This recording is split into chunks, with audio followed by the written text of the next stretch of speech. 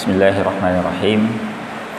Assalamualaikum warahmatullahi wabarakatuh. Alhamdulillahi rabbil alamin, wa bihi nasta'inu ala umurid dunya waddin. Assalatu wassalamu ala asyrafil anbiya'i wal mursalin wa ala alihi wa sahbihi ajma'in. Qala Allah subhanahu wa ta'ala fi kitabihil karim, qul la yastawil ladzina ya'lamuna wal ladzina la ya'lamun. Wa qala Rasulullah sallallahu alaihi wasallam, may yuridillahu bihi khairan yufaqihu fid din. Shadaqallahul azim wa shadaqa rasuluhul karim wa nahnu ala dzalika minasyahidin wasyakirin. Amma ba'd. Khafillah rahmatullahi alaikum. Alhamdulillah, pada kesempatan malam hari yang berbahagia ini kita lanjutkan kembali ulasan kita di surah di topik tentang al-istinja, ya. Wa adabuh. Al-istinja wa adabuhu, istinja dan adab-adabnya. Masih bagian dari pembahasan tentang izalatun najasah, ya, menghilangkan najis, dari kitab Al-Fiqhul Manhaji 'ala al-Mazhabil Imam Asy-Syafi'i rahimahullahu taala. Kalau waktunya mencukupi, ya, kita tuntaskan pembahasan ini sampai ke adab-adabnya, ya. Tapi kalau tidak cukup, kita akan membahas bagian awalnya, ya, tentang istinja dan yang bisa digunakan, ya, untuk beristinja, kemudian juga yang tidak boleh digunakan untuk beristinja.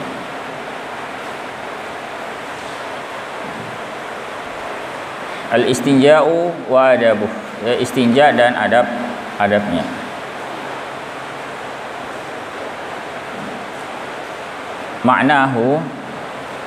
Maknanya, ya, huwa izalatun najasati aw takhfifuha an makhrajil bauli awil ghaid. Istinja itu adalah upaya menghilangkan najis atau menguranginya dari tempat keluarnya urin atau tempat keluarnya feses. Ini dari kubul maupun dari dubur.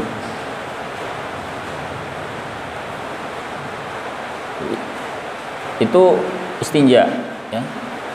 Maknanya adalah menghilangkan najis atau meringankannya, ya, menguranginya dari tempat keluarnya. Ini dari kubul atau dari dubur.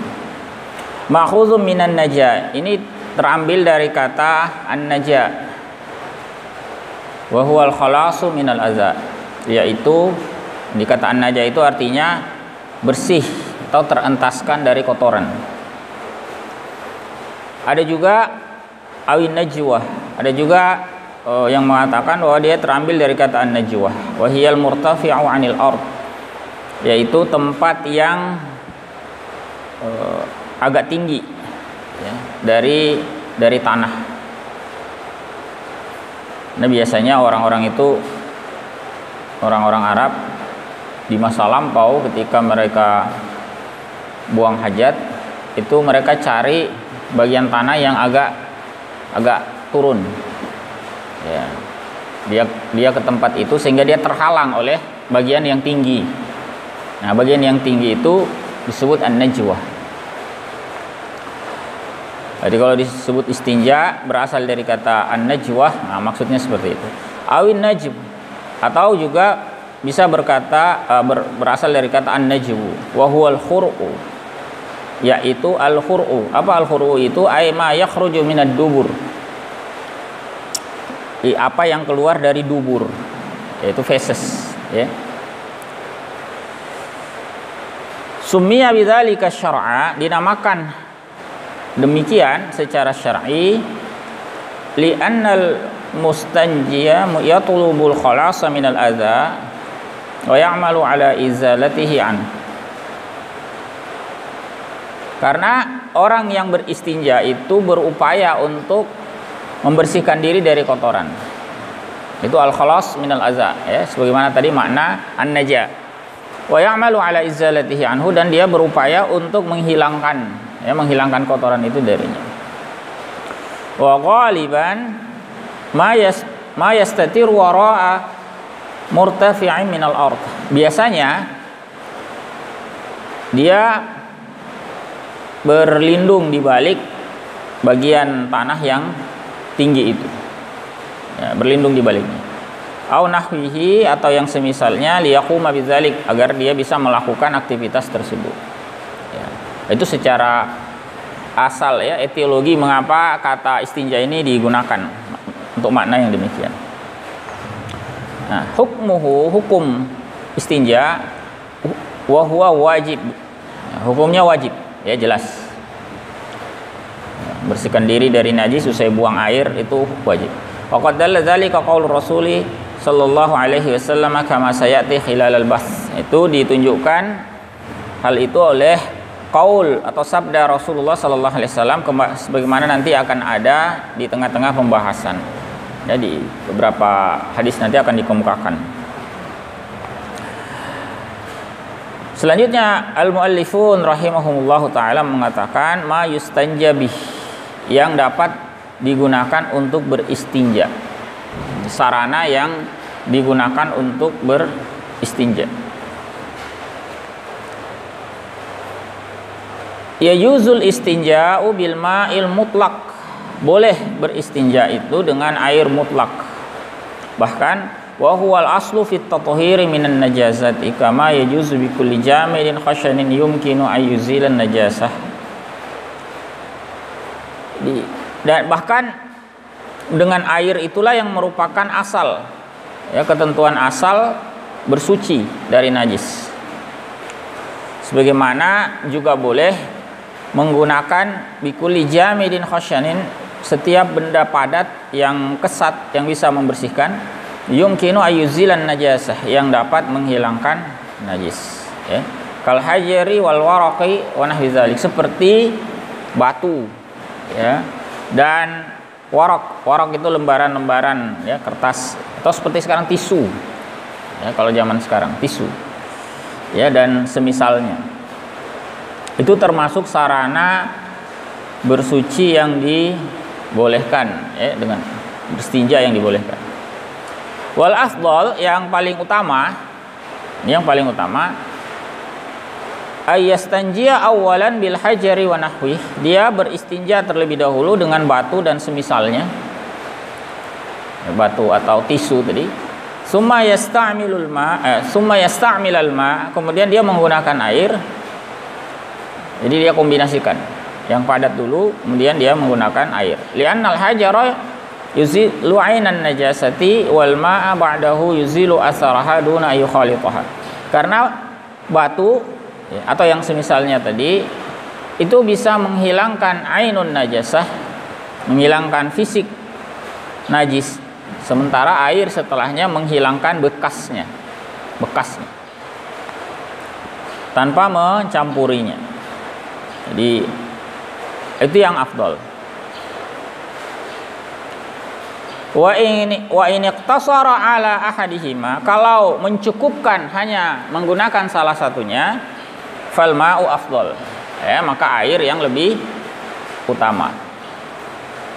Ya annahu yuzilul aina wal athar, karena dia bisa menghilangkan fisik sekaligus bekasnya, ya. Bi khilafi ghairi, berbeda dengan sarana yang lain. Jadi kalau dibilang afdol, yang paling utama menggunakan keduanya, ya.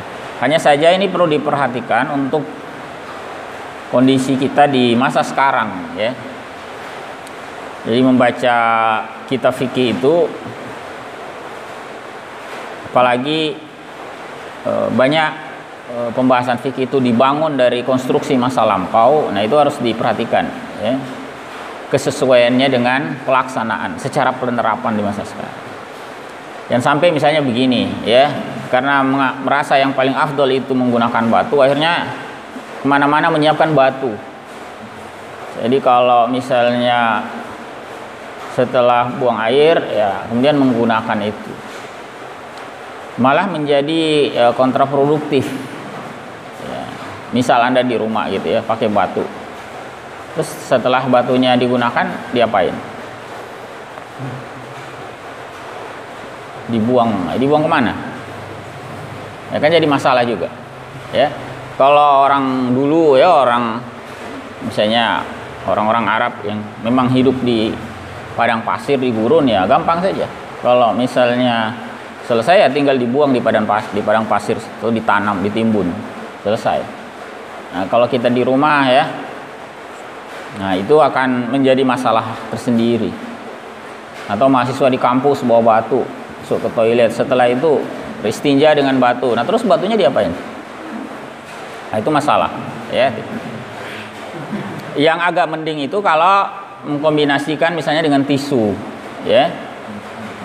Misalnya di beberapa fasilitas publik itu bahkan sudah ada yang menyediakan tisu itu. Bahkan tapi kadang kurang bagusnya ada yang menyediakan tisu saja. Nah, itu kurang bagus. Jadi kalau mau lebih lengkap ya sediakan dua-duanya.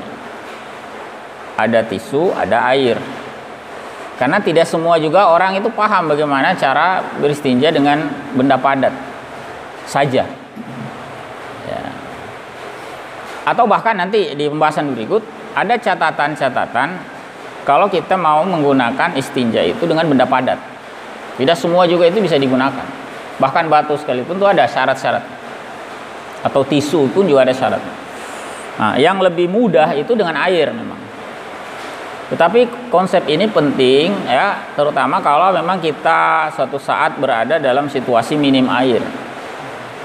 Kita bisa pahami pembahasan ini kalau kita bayangkan situasi kehidupan masyarakat Arab saat itu yang hidup di padang pasir. Air itu sesuatu yang sangat berharga. Ya. Apalagi kalau sedang safar perjalanan melintasi gurun pasir itu, kalau cebok dengan air itu sayang. Karena nanti dapat airnya lagi susah. Tapi itu kan di masa lampau. Kalau di masa sekarang juga rasa-rasanya tidak begitu masalah. Ya. Tapi sekali lagi ilmunya tetap penting. Ya. Mungkin ada yang suka naik gunung, ya, hiking, ya. Mahasiswa pecinta alam misalnya ya. Nah, ilmu ini juga bisa dipakai. Kalau kebetulan gunungnya itu susah air, tapi sebetulnya jarang juga ya. Biasanya gunung itu banyak airnya, ya. Tapi bisa dipakai ya, secara konsep bisa dipakai. Di beberapa hotel itu atau di bandara itu ada yang hanya menyediakan tisu, tidak menyediakan air.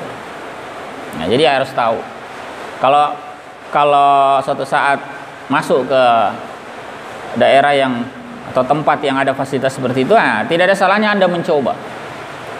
Kalau belum pernah istinja dengan tisu, coba. Ya. Ya, kalau awal-awal ya untuk buang air kecil saja dulu. Ya, untuk buang air kecil. Nah, itu coba bersihkan dengan tisu. Setelah itu gunakan air. Jadi kombinasi dua cara. Ya.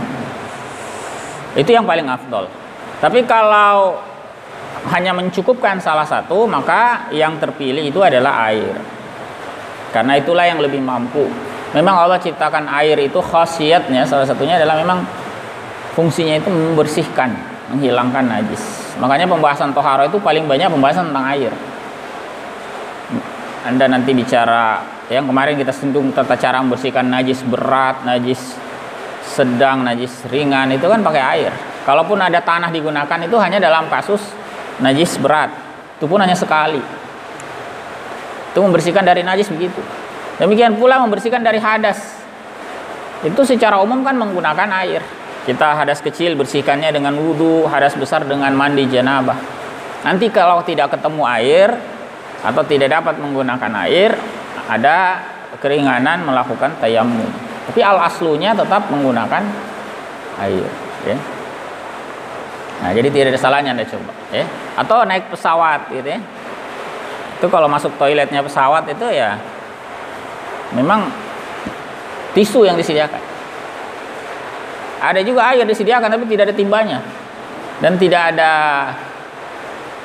tidak ada apa namanya selangnya, hanya ada kayak apa keran saja, dan kerannya jauh. Bagaimana caranya ya cebok misalnya ya dengan itu? Ya bisa kalau Anda mau bersusah payah ambil gelas aqua atau botol aqua, tampung sedikit-sedikit ya. Nah, tapi Anda bisa praktekkan biar lebih mudah. Anda praktekkan cara pakai tisu dulu. Ya, setelah itu Anda akhiri dengan air segelas itu. Ya. Tidak apa-apa ya. Dicoba. Nah, di pesawat itu yang bagus. Biar tahu. Biar tahu rasanya, sensasinya buang air ketinggian 30.000 kaki. Belum pernah kan? Nah, itu ya. Baik.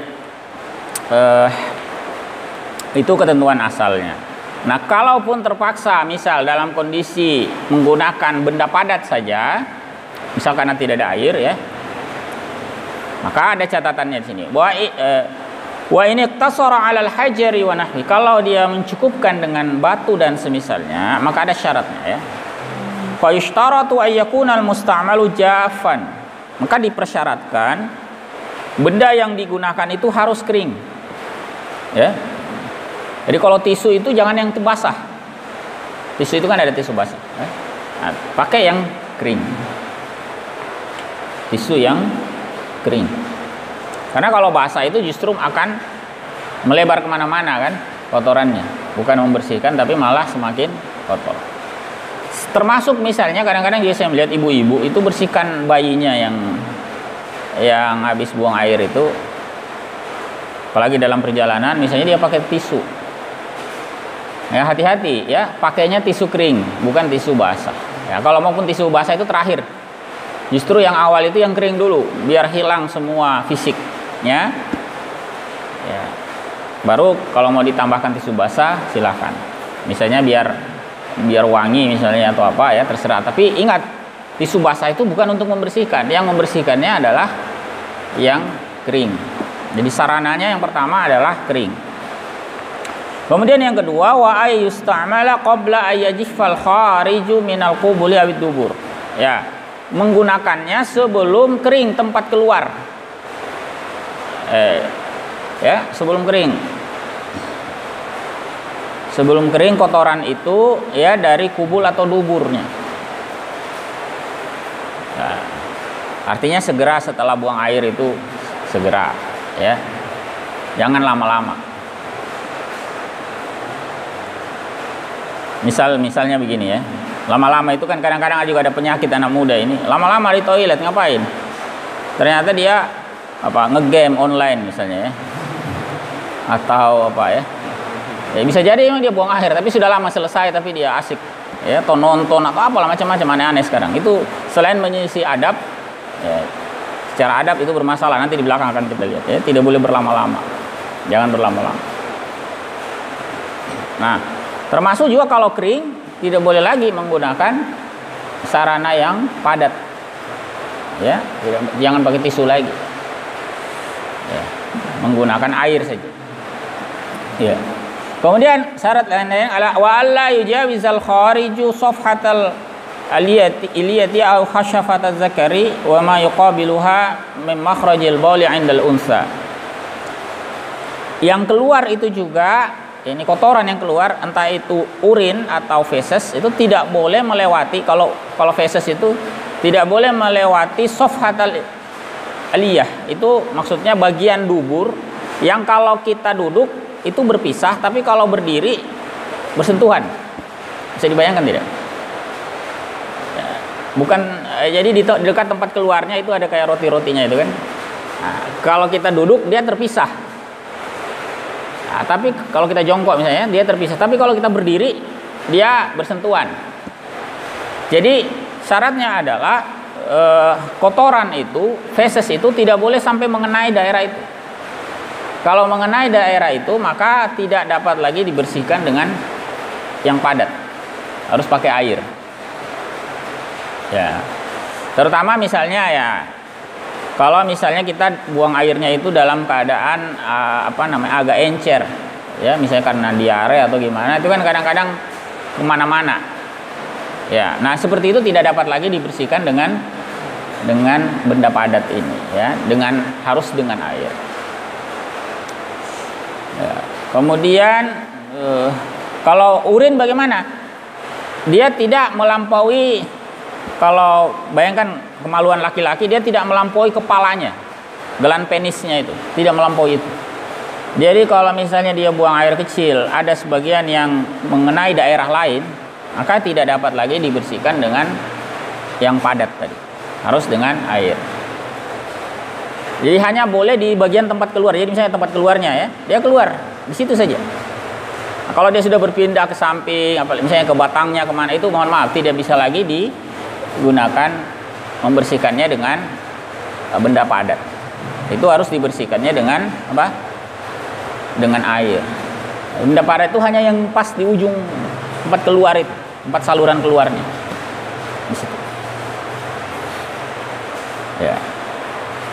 Kemudian perempuan juga sama, ya, wa ma muqabiluha min makhrajil bauli 'indal unsa. Ini kalau wanita berarti tidak meluber, tidak melewati daerah yang memang lazim tempat keluarnya air kencing, ya, tidak kemana-mana maksudnya. Wa alla yantaqila 'anil mahallil ladzi asabahu asna'a khurujih, dan dia tidak berpindah dari tempat dia buang air tadi. Nah, kalau sudah bergeser, berpindah, ya harus pakai air. Ya. Kemudian kama ishtaratu alla taqillal masahat an salasati ahjarin aw mayanubu manabaha. Disyaratkan juga tidak kurang usapan itu 3 batu atau yang menggantikannya. Misalnya kalau pakai tisu, tidak kurang dari 3 kali mengusap. Nah, tidak boleh kurang. Jangan sekali saja, kurang itu. Ya. Minimalnya adalah 3 kali. Ya, bahkan wa illam yunazzif il mahal atau wa illam yunazzaful mahal, kalau masih belum bisa bersih tempat itu, tempat kubul atau dubur itu dengan 3 usapan, zida alaiha, ditambah, ya, tambahkanlah. Jadi tidak boleh kurang dari 3 usapan. Kalau perlu lebih, ya silakan dilebihkan. Namun kalau lebih, wa yusannu ayyaj'alaha witra, disunnahkan dia menjadikannya ganjil. Ya, 5 usapan, 7 usapan dan sebagainya. Ai munfaridah. Ya, jadi ganjil jumlah usapannya, ya, ka khamsatin aw sab'atin wa nahwiha, seperti 5, 7, ya, dan sebagainya. Yang jelas tidak boleh kurang dari 3. Kalau 3 cukup. Kalau masih belum bersih, dia rasa belum bersih, nah, usap lagi, ambil tisu lagi. Tapi disunahkan ganjil, ya. Nah, apa dasar semua pembahasan itu? Nah, ini kemudian dikemukakan beberapa hadis, ya, menjadi dasar pembahasan tadi. Yang pertama adalah hadis yang diriwayatkan oleh Al-Bukhari dan Muslim dari sahabat Anas bin Malik radhiyallahu anhu. Ya. Rawal Bukhari wa Muslimun an Anas bin Malik radhiyallahu anhu qala kana Rasulullah sallallahu alaihi wasallam yadkhulul khala, wa Rasulullah sallallahu alaihi wasallam masuk ke toilet, kakus, ya. Fa ahmilu ana wa gulamun nahwi idawatan min ma'in wa anazah. Lalu aku, ya, bersama dengan seorang anak laki-laki yang sebaya denganku membawa wadah seember air dan anazah. Anazah itu tombak kecil. Fayastanji bil ma, lalu beliau beristinja dengan air. Al-khala itu adalah makan qadha'il hajat, makan tempat, ya, makanu qadha'il hajat, tempat buang hajat, ya, toilet lah kalau masa sekarang, atau kakus, ya. Kemudian ada kata idawah. Idawah itu adalah inaun saghirun min jild, wadah air kecil yang terbuat dari kulit binatang, ya, misalnya kulit kambing yang sudah disamak kemudian dijadikan sebagai wadah air, itu namanya idawah. Kemudian anazah atau anzah itu adalah al-hirbatul qasirah, tombak kecil, ya, turakkazu li yusalla ilaiha kasutrah, yang biasanya ditancapkan untuk menjadi penanda tempat sholat seperti sutrah. Jadi Nabi itu setelah buang air, nah, beliau wudu, beliau sholat. Nah, tombak itu dipakai untuk penanda sutroh, pembatas. Di hadapan beliau dipasang. Kemudian yastanji maksudnya adalah yatakhallasu min asarin najasah. Beliau membersihkan diri, ya, bersuci dari bekas najis, ya. Kalau bahasa sekarang itu cebok, ya. Itu menggunakan air, ya, dalam redaksi atau dalam riwayat ini. Kemudian ada riwayat yang lain, warawal Bukhari wa ghairuh, diriwayatkan oleh Al-Bukhari, ya, dan lain-lain. Ani Ibnu Mas'udin radhiyallahu anhu, dari Ibnu Mas'ud radhiyallahu anhu, qal, beliau berkata, atan Nabi sallallahu alaihi wasallam al-ghaita fa amarani an atiyahu bi salasati ahjar. Ini tentang menggunakan batu, ya. Nabi SAW mendatangi tempat buang hajat lalu memerintahkan kepadaku mengambilkan 3 batu. Ya, 3 batu. Al-Ghait itu al-makan al-munkhafid, ya, tempat yang rendah, ya, minal ardi, yang ada di tanah, tuqda fihil hajah, yang biasa dipakai untuk buang hajat. Wa yutlaqu ala ma yakhruju minad dubur. Kadang juga kata al-ghait itu digunakan untuk menyebut kotoran yang keluar dari dubur, ya. Kemudian hadis yang lain yang diriwayatkan oleh Abu Daud, ya, juga dan lain-lain, dari Aisyah radhiyallahu anha. Wa rawa Abu Dawud wa ghairuhu an Aisyah radhiyallahu anha anna Rasulullah sallallahu alaihi wasallam qala. Sungguhnya Rasulullah sallallahu alaihi wasallam bersabda, "Idza dhahaba ahadukum ilal ghaiti falyadhhab ma'ahu bi salasati ahjarin yastatibu bihinna fa innaha tujza, ya. Fa innaha tujzi'u anhu." Kalau pergi salah seorang di antara kalian menuju tempat buang hajat, maka bawalah bersamanya 3 batu, ya, agar dia bisa membersihkan diri dengannya, karena cukup itu, ya, baginya. Di sini kata istinja digunakan kata yastatibu, ya, untuk menyebut istinja digunakan kata yastatib. Summiya bidzalika li'annal mustanjiya yutibu nafsahu bi izalatil khubusi anil makhraj, ya, karena orang yang beristinja itu membaguskan dirinya, ya, membersihkan dirinya dengan menghilangkan kotoran dari tempat keluarnya. Jadi di masa lampau kalau mau ke tempat buang hajat bawa batu 3. Nah, setelah selesai dibuang yang di tempat yang tidak mengganggu orang. Nah, kalau ini kita praktekkan sekarang jadi sulit, ya. Kecuali mungkin di hutan mungkin, ya. Misalnya tadi Anda jalan-jalan hiking gitu, ya, naik ke tempat, ya, mahasiswa pecinta alam, ya. Misalnya naik ke gunung, ya. Nah, tengah malam mules, mau ke sungai kedinginan, takut dingin, akhirnya dia buang hajat bukan di sungai, misalnya bukan dekat sungai, dia buangnya di tempat yang jauh. Nah, airnya jauh maksudnya. Jangan juga buang hajat di sungai, ya, itu ada larangannya, ya. Nanti insya Allah kita akan bahas. Kalau buang hajat itu yang dekat sungai, tapi bukan di sungainya. Setelah itu Anda tanam, tutupi, timbun. Nah, ini kasusnya jauh air. Nah, dia pakai batu, nggak apa-apa, bersihkan. Ya, dengan batu setidaknya 3 batu, tapi pastikan batunya kering, jangan yang basah, ya. Tadi ada catatannya, benda yang digunakan itu kering. Ya, kalau mau pakai daun, ya daunnya kering. Ya, kalau mau pakai tisunya kering. Ya. Kemudian ya tadi ada beberapa syarat lagi tadi, ya. Udah perhatikan. Tapi kalau ada air ya tentu lebih bagus dengan air. Kemudian hadis yang lain, ya. Warawa Abu Dawud wa Tirmizi wa Ibnu Majah. Diriwayatkan oleh Abu Dawud, At-Tirmizi, Ibnu Majah an Abi Hurairah radhiyallahu anin Nabi sallallahu alaihi wasallam, dari Abu Hurairah radhiyallahu anhu dari Nabi sallallahu alaihi wasallam, beliau berkata, qal nazalat hadhil ayatu fi ahli Quba. Turun ayat berikut ini dalam surah At-Taubah, ya, terkait penduduk Quba. Quba itu salah satu daerah yang ada di dekat Madinah. Itu tempat Nabi Shallallahu Alaihi Wasallam mendirikan masjid yang pertama. Ada kita kenal nama Masjid Quba.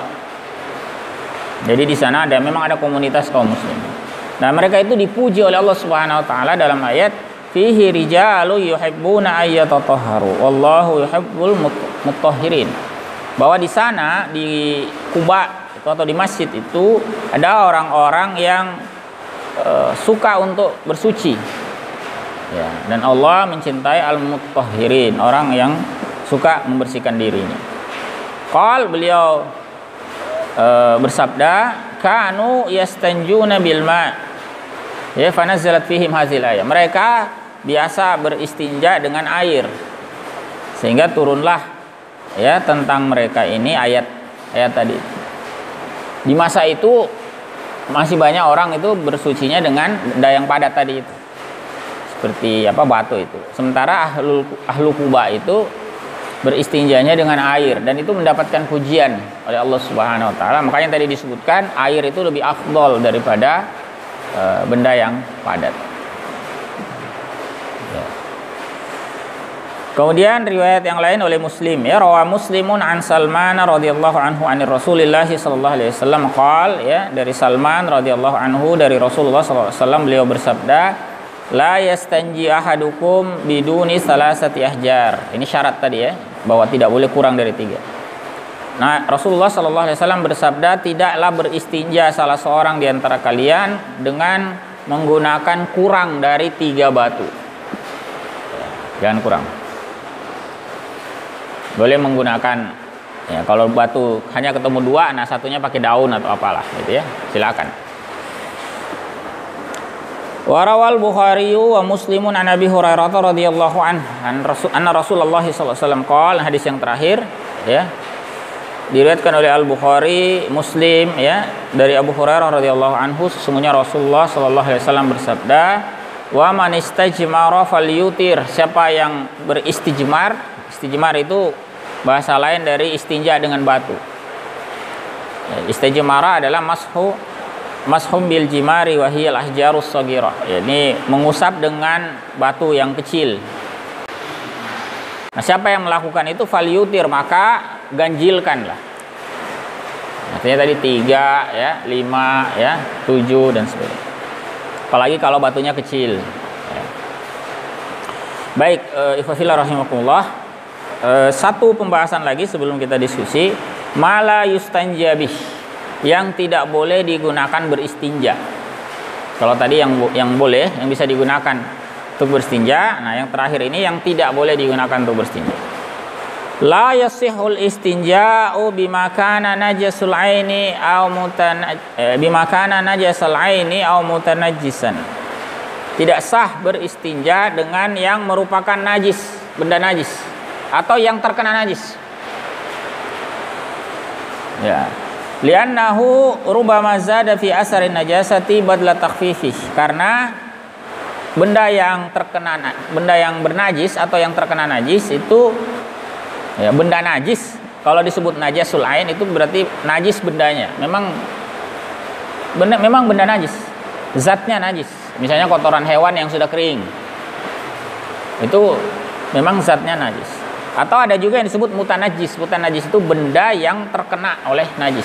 Asalnya dia bukan najis tapi terkena najis. Misalnya batu, tapi batunya kena kotoran hewan. Nah, itu juga tidak boleh digunakan karena rubama zada fi atsarin najasati badla takhfifih. Alih-alih dia menambahkan bekas najis itu, ya, daripada meringankan atau menghilangkannya. Jadi bukannya menghilangkan tapi malah menambah. Ada riwayat tentang ini, ya, dari sahabat Abdullah bin Mas'ud. Rawal Bukhari an Abdullah bin Mas'ud radhiyallahu anhu qala, diriwayatkan oleh Al-Bukhari dari Abdullah bin Mas'ud radhiyallahu anhu, beliau berkata, atan Nabi sallallahu alaihi wasallam al-ghaita fa amarani an atiyahu bi salasati ahjar.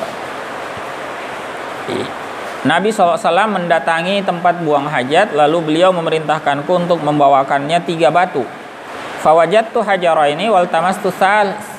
Aku sudah menemukan 2 batu dan masih mencari yang ketiga. Cari-cari, falam ajiduhu, tapi tidak aku temukan. Fa akhadtu rausah, Lalu aku menemukan kotoran hewan yang sudah kering. Yang kering, kotoran hewan yang sudah kering. Misalnya kotoran unta, itu kan juga kalau kering keras kayak batu juga. Jadi bawalah Ibnu Mas'ud ini kepada Nabi SAW, ya, fa'ataitu biha. Ternyata fa'akhadhal hajaraini wa al-qarrausa. Beliau mengambil 2 batu yang diberi dan membuang kotoran yang kering tadi itu. Waqal, dan beliau berkata, hadza riks, ini kotor, ya. Ar-riksu an-najis, ini bernajis. Ini najis, ya. Jadi rausa itu barazul hayawanil maqulil lahmi wa ghairi. Kotoran hewan yang bisa yang boleh dimakan dagingnya. Dan semisal seperti kotoran unta, itu kotoran sapi. Itu kalau keras, kalau kering dia keras. Nah, karena sahabat Abdullah bin Mas'ud tidak ketemu ini batu ketiga, adanya itu dia kasih kepada Nabi SAW. Ternyata Nabi tidak terima yang ketiga itu, hanya 2 batu yang beliau ambil. Kemudian yang juga tidak boleh adalah wa yahrumul istinja'u bimakana mat'uman li adamiyyin kal khubuzi wa ghairihi au jinnin kal azmi, ya. Haram beristinja dengan apa yang merupakan makanan bagi manusia, seperti roti, ya, roti kering misalnya dan sebagainya, atau makanan jin, ya, seperti tulang. Itu tidak boleh, ya. Jadi makanan tidak boleh dipakai beristinja.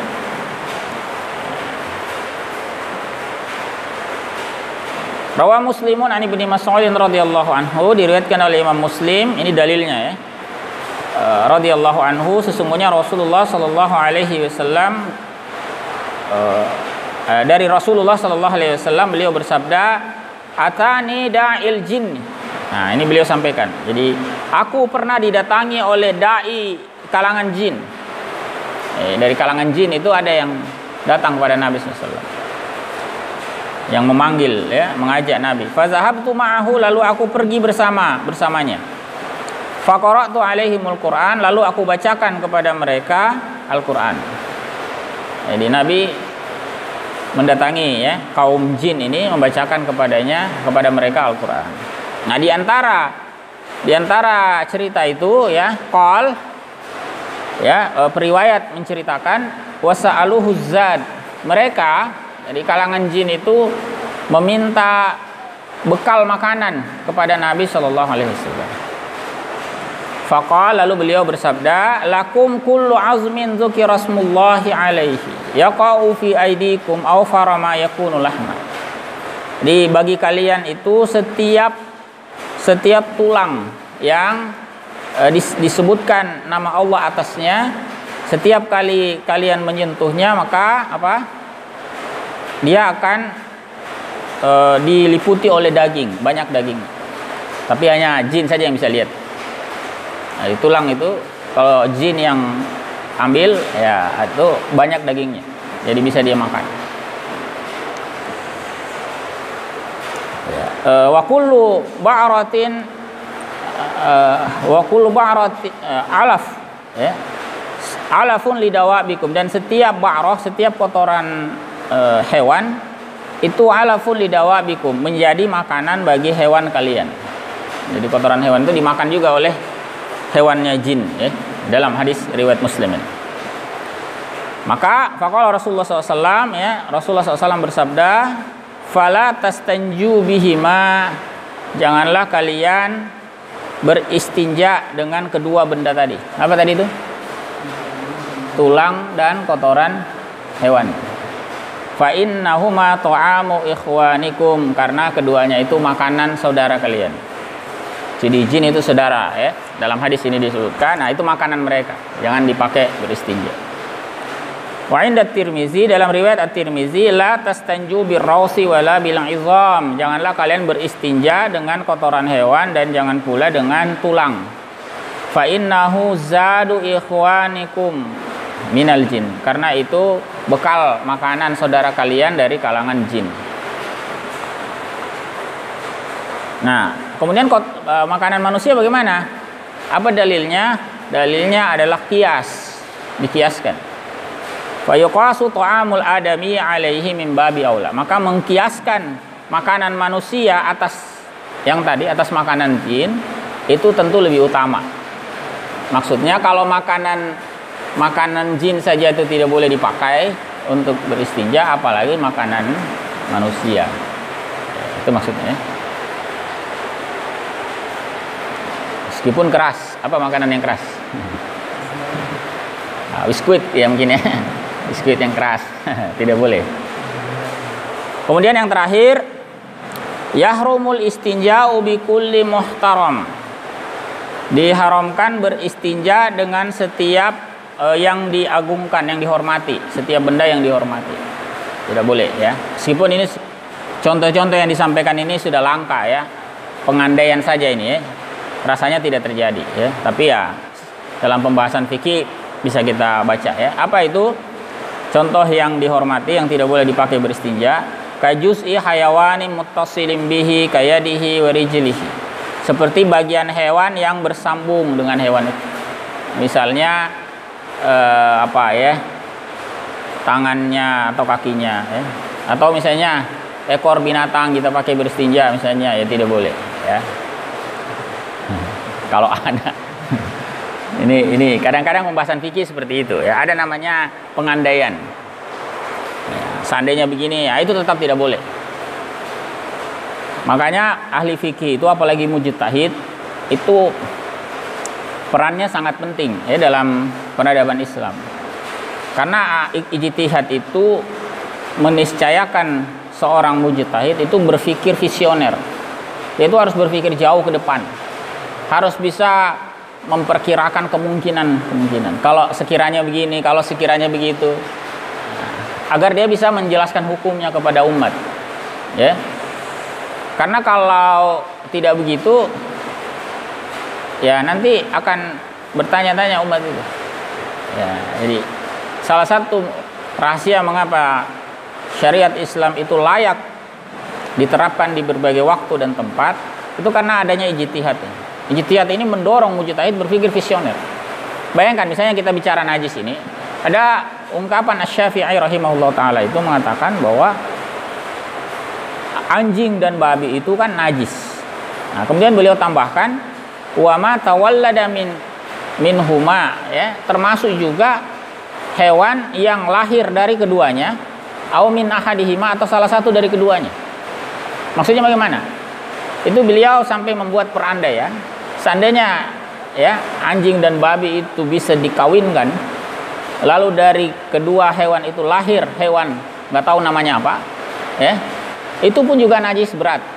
Atau salah satunya, misalnya babi dikawinkan dengan apa gitu ya, hewan lain, atau anjing dikawinkan dengan hewan lain, maka itu juga najis berat. Di masa itu kita bayangkan model-model perkawinan antar varietas hewan seperti itu mungkin belum ada. Tapi di zaman kita kan ada. Anjing itu kan sudah dikawinkan dengan jenis lain toh. Misalnya apa? Ya ada yang dikawinkan misalnya dengan serigala, ya.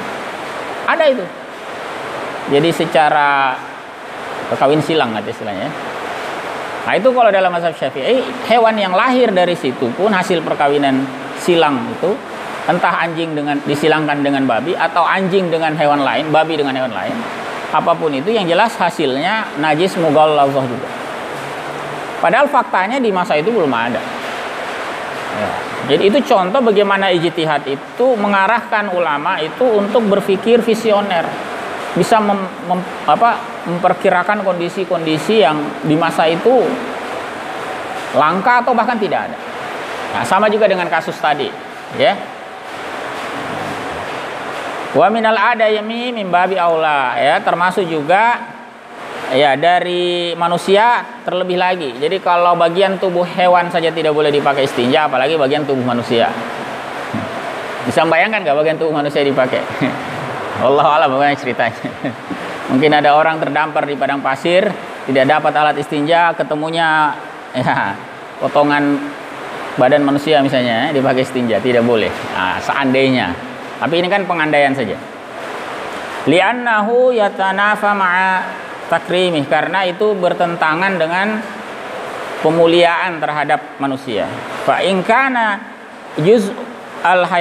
juz'ul hayawani munfasilan anhu wa kana tahiran ka sya'rim maqulil lahmi wa jildil maitatil madbugi jaza zalik. Kalau yang digunakan untuk beristinja itu adalah bagian hewan yang sudah terpisah dari hewan itu dan suci, seperti misalnya bulunya, ya, bulu hewan misalnya. Ya, misalnya paling gampang itu kain yang dibuat dari kulit apa itu, domba, atau apa, bulu ya, bulu, wool, ya, bulu domba. Nah, itu kalau mau dipakai istinja boleh. Kalau sudah ya, karena memang suci, ya, dia boleh dimakan dagingnya, atau kulit bangkai yang sudah disamak boleh juga, ya, digunakan. Jaza zalik, boleh, ya, hal itu. Wallahu alam bisawab. Ya, itu sedikit ya pembahasan kita malam hari ini. Masih ada satu pembahasan lagi tentang adab istinja. Insyaallah kita akan tuntaskan pada pertemuan mendatang. Kita buka kesempatan ya, kalau ada yang mau menyampaikan, mungkin ada yang mau bertanya 1-2 pertanyaan berkaitan dengan istinja ini. Kalau ada ya. Silakan.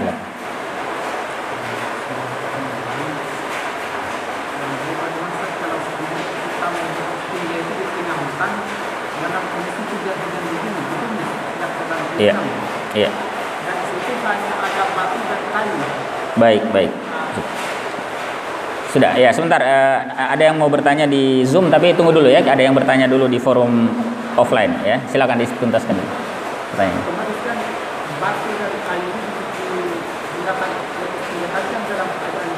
Ya. Ya, sudah.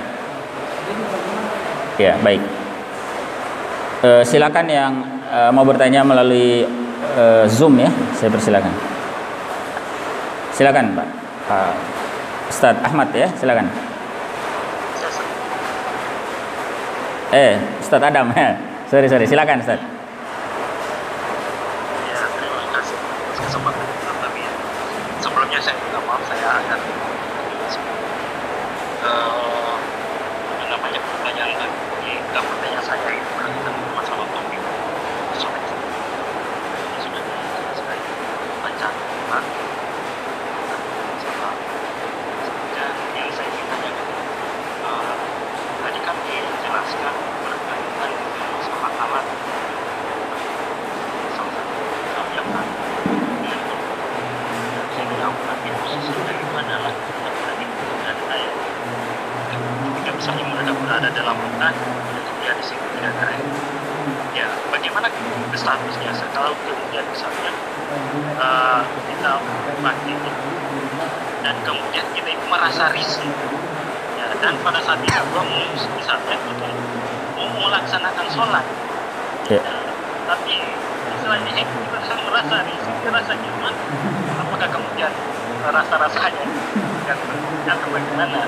Iya. Saya dalam hati.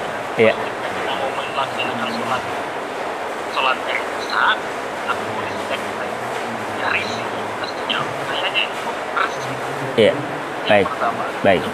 Yang kedua berkaitan dengan masalah jadi bagaimana kalau kemudian misalnya kalau misalnya kita lihat di negara-negara luar ini kan, kayak misalnya di tempat-tempat umum, di mall-mall, ya, kan jarang mereka menggunakan air. Kadang mereka itu menggunakan tisu, baik itu tisu kering maupun tisu basah ke negara-negara luar. Yeah. Ya bagaimana kamu bisa statusnya itu? Apakah tisu itu yang istilahnya itu suci dan disucikan? Atau bagaimana statusnya itu? Iya, baik. Bagian daripada kondisi kayak kita berada di hutan pakai daun. Tadi itu kan bukan pakai, padahal tadinya itu adalah hutan dekat dengan air. Tapi misalnya mereka itu memakai tisu basah, tisu kering, ketika mereka itu beristinja tadi, bagaimana statusnya? Iya, baik. Apakah memang suci atau bagaimana? Iya, baik. Itu saja mungkin. Baik, ya, makasih atas. Waalaikumsalam warahmatullahi wabarakatuh. Jadi ada beberapa pertanyaan yang sudah disampaikan ya. Ada yang ditanyakan secara offline ya, ada juga yang ditanyakan di Zoom ini, bahkan juga saya lihat ada pertanyaan.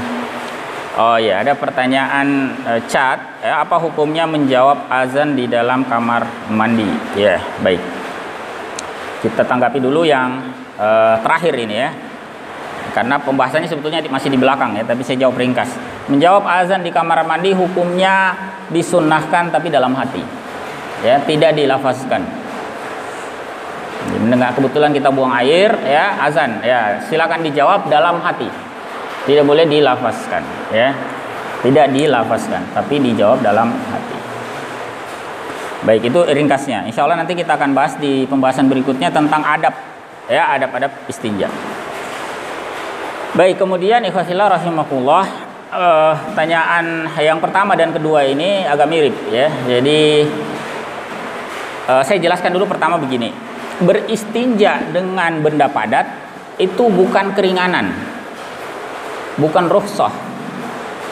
Artinya bukan dilakukan karena misalnya air tidak ada. Bahkan ketika air ada sekalipun boleh juga menggunakan benda padat.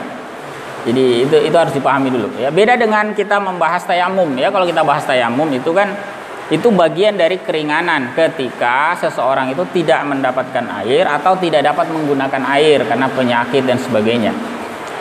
Tapi pembahasan istinja dengan benda padat itu bisa digunakan meskipun air berlimpah. Ya, ini harus dipahami ya.